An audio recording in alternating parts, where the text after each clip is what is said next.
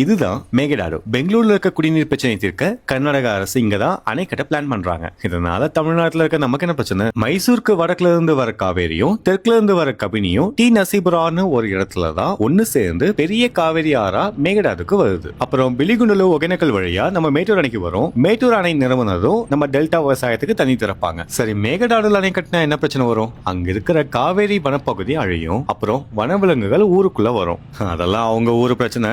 நமக்கு என்ன பாதிப்புனா, இப்பவே அவங்க கபினி காவேரி ஆத்துல பைப்பை போட்டு அங்க இருக்கிற ஏரி கம்மாயில நிரப்பி உள்ளூர் குடிநீர் திட்டத்துக்கு போக மிச்ச மீதி தண்ணியை தான் நமக்கு விடுறாங்க. இதனாலதான் நம்ம விவசாயிகளும் தண்ணி கொடு கர்நாடகான்னு அடிக்கடி போராட்டம் பண்றாங்க. இப்போ இந்த மேகடாடுல அணை கட்டினா பெங்களூருக்கு குடிநீர் தண்ணி எடுத்துட்டு அந்த அணை நிரம்பினதுக்கு அப்புறம் தான் நமக்கு தண்ணி தருவாங்க. அப்போ தமிழ்நாடுக்கு தண்ணி வருது இன்னும் லேட் ஆகும், ரொம்ப கம்மியா வரும், ஏன் சில ஆண்டுகள் வராமலே கூட போகும். இதனாலதான் கடந்த 30 ஆண்டுகளுக்கும் மேல இங்க அணை கட்ட விடாம நாம கத்திக்கிட்டு இருக்கோம். ஒருவேளை Karnataka CM mister DK. Sivakumar அவர்கள் இங்க அணை கட்டிட்டாருன்னா கர்நாடகா மக்கள் அவரை தலையில தூக்கி வச்சு கொண்டாடுவாங்க. அதுக்கப்புறம் நம்ம டெல்டா விவசாய நிலங்களை எல்லாம் சைட்டு போட்டு வித்துட்டு சோத்துக்கு இவ்வளோ பெரிய வாழ்வாதார பிரச்சனை ஓடிட்டு இருக்கிறப்போ இதை பத்தி ஒரு வார்த்தை கூட பேசாம தீய சக்தி தூய சக்தின்னு ஜபம் பண்ணிட்டு இருக்கிறவங்கள பார்த்தா நல்லா வருது வேணான்னு பாக்குறேன்.